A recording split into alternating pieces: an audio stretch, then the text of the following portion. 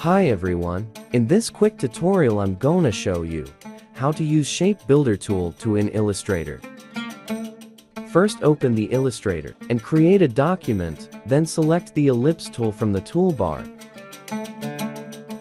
Press Shift and drag the mouse, create a perfect round shape. And fill color off. And apply stoke color.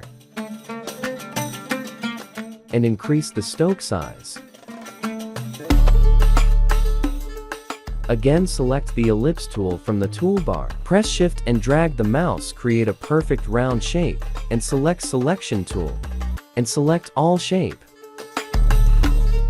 Then select Shape Builder tool from the toolbar. Press Shift key, increase the shape or design. If you want on the side, increase shape or design. As a same process.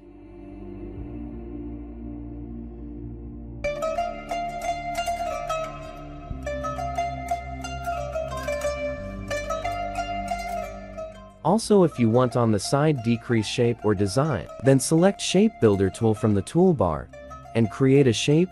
Press Alt or key, decrease the shape or design. Here we make amazing shape or design.